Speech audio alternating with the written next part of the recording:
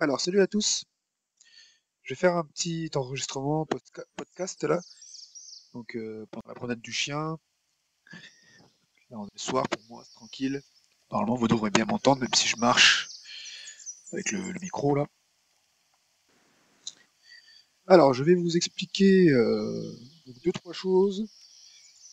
Donc, premièrement, pourquoi donc j'ai arrêté la distribution Garuda Linux là, de Arch Linux. Je suis passé à Kali Linux. Donc maintenant, je suis passé à Kali Linux. J'étais en fait pendant quelques semaines sous Garuda Linux, qui est une distribution très récente, hein, qui date de 2021.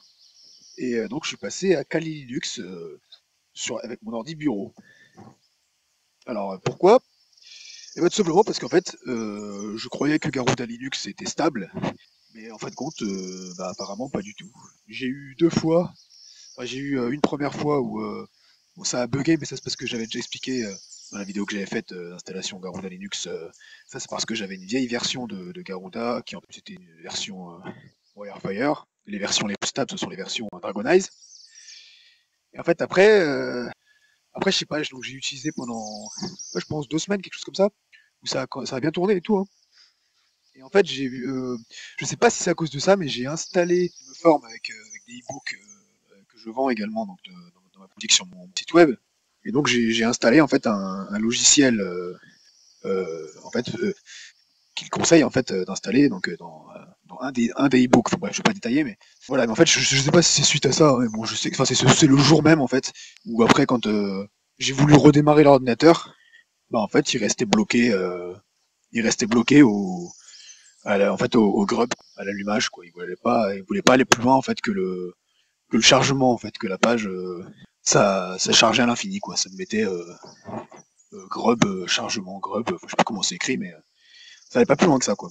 Donc voilà, c'est d'une part pour ça que je suis passé à Kali Linux, et de toute façon c'est quelque chose que je voulais faire depuis longtemps, parce que moi avant je croyais que parce que Kali Linux ça fait plus d'un an et demi que je sais plus, quelque chose comme ça, que peut-être 2 ans que j'ai découvert ça moi. Mais moi je croyais que ça s'utilisait comme machine virtuelle. À l'époque, j'y connaissais pas grand chose. J'ai appris énormément de choses en l'espace de 2 ans, 1 an et demi, 2 ans. Donc, mais je m'en doutais que, comme c'était une distribution Linux, je me doutais qu'avec une clé USB, il y avait moyen d'avoir ça sur un système physique. C'est juste que je trouvais pas d'ordinateur tout fait comme ça avec Kali Linux. Je crois pas que ça existe. Ou alors ça doit vraiment être, je sais pas, peut-être en Amérique ou je sais pas où.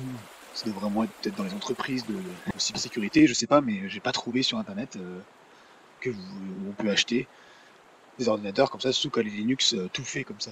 Même sous Parrot par exemple, voilà, ou d'autres. J'en ai trouvé par exemple, il y a des sites sous Manjaro, sous Linux Mint, Fedora, enfin voilà, des distributions comme ça.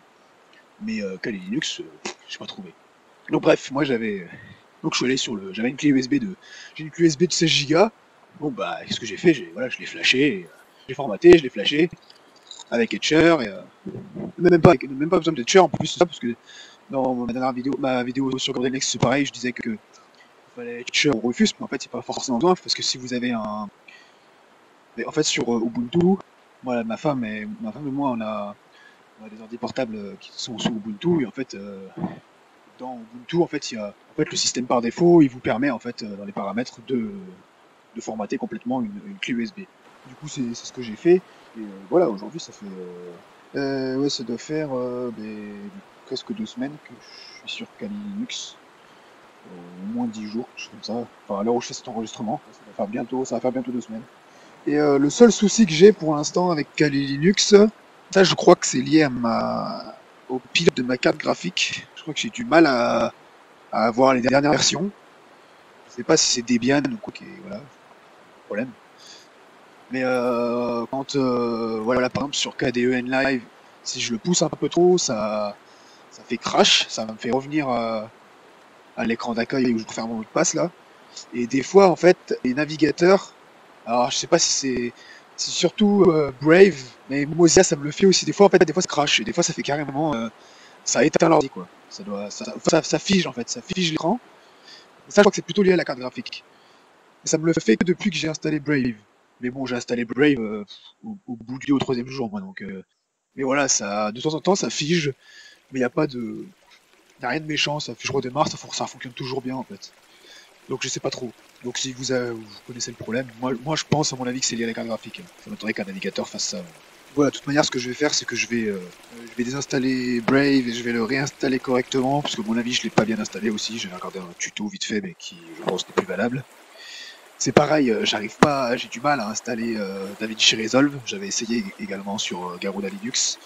J'ai pas réussi, je sais qu'il y a des gens qui arrivent à le faire. En fait, si vous voulez, j'arrive à l'installer, mais j'arrive pas à le rendre exécutable. Et sur Debian, c'est pareil.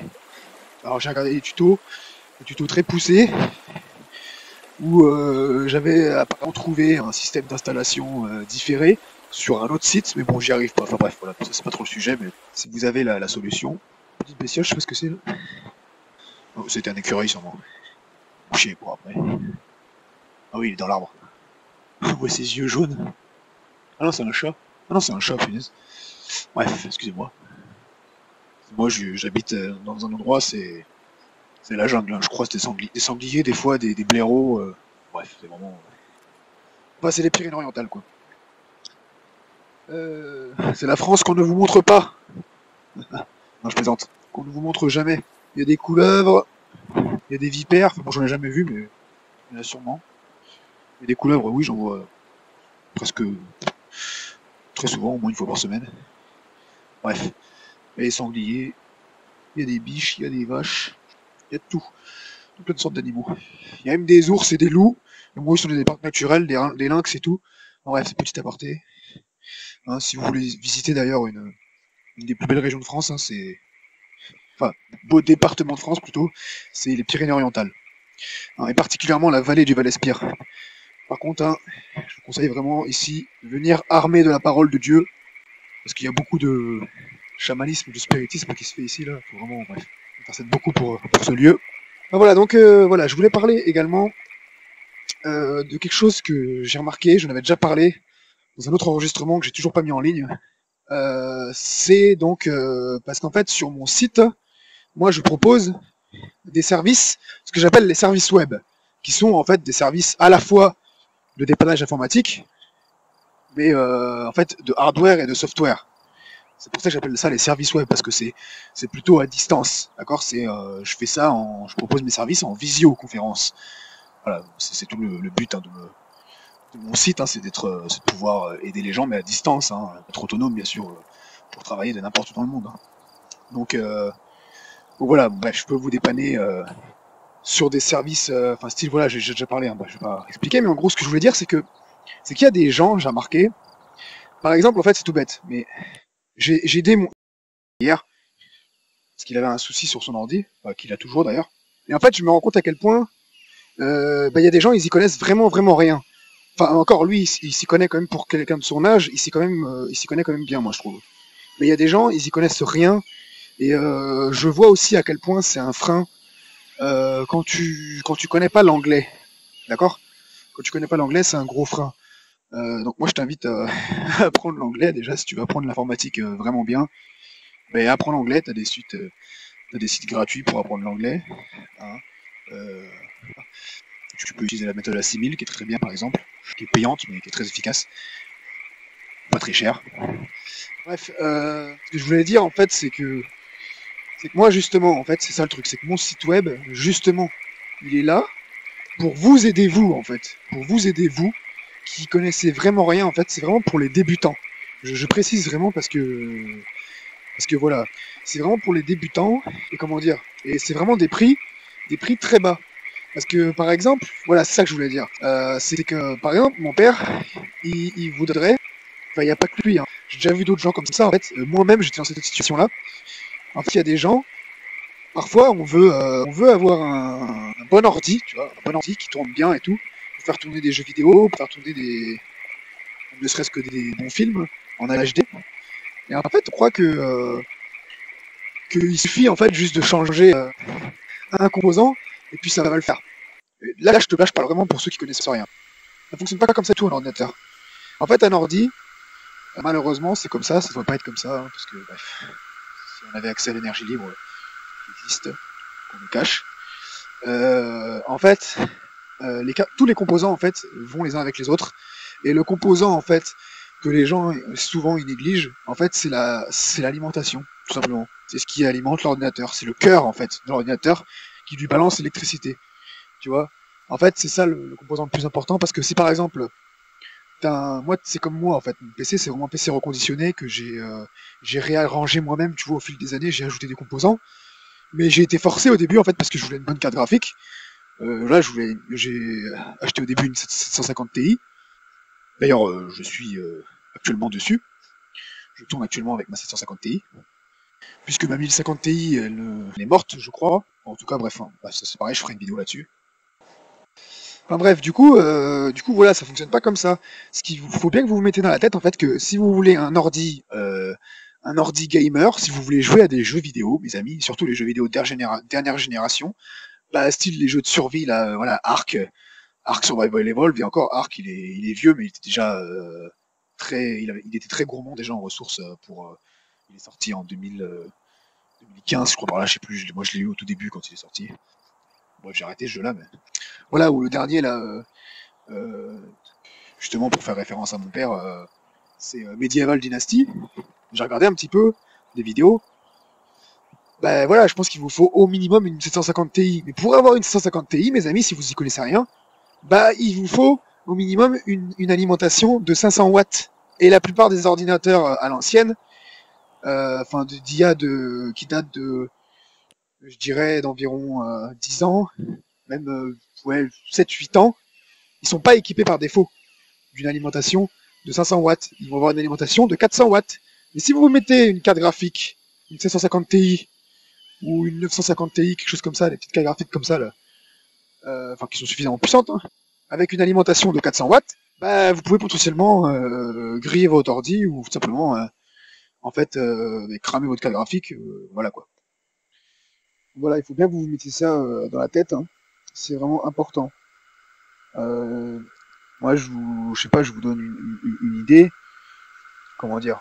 Moi, l'année dernière, par exemple, ben, j'ai eu un souci.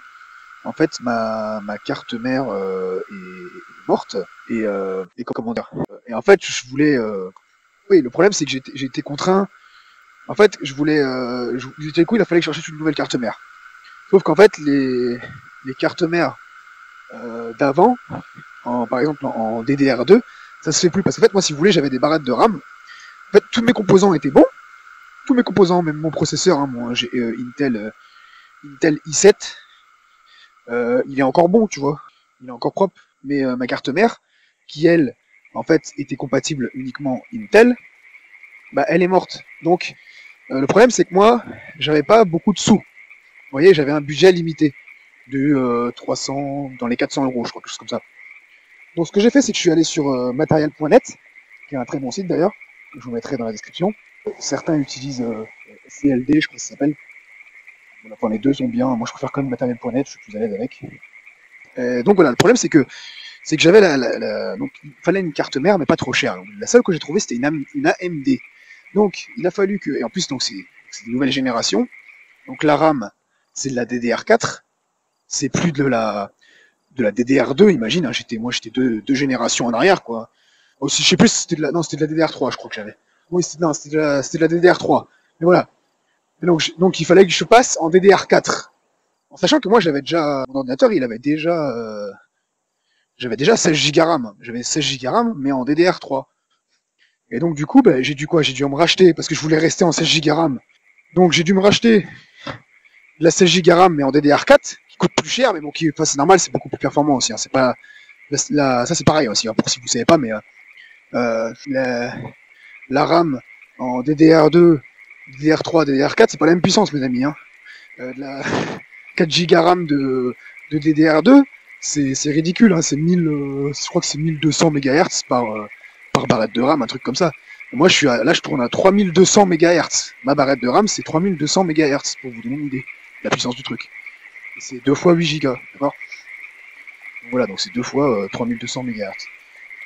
Quand ils sont boostés. Parce que ça, c'est pareil aussi, il y a des gens, ils savent pas, mais moi, je vous ferai peut-être une vidéo sur l'overclocking. Mais en fait, quand vous achetez et vous mettez en fait dans votre ordinateur, ça c'est par défaut, c'est C'est une grosse marge qu'ils laissent, soi-disant, pour pas trop pousser la machine. Mais en fait, elles sont bridées, en fait, vos composants sont bridés. Hein. Vos barrettes de RAM sont bridées, votre carte graphique elle est bridée, elle tourne pas à pleine puissance. Hein. Votre processeur il tourne pas bien quoi. En fait, il tourne même en fait à basse puissance, d'accord. Donc ça, il faut rentrer dans le BIOS, il faut connaître en fait. Il faut regarder des tutos sur internet. Moi, j'ai regardé des tutos de chaînes assez connues.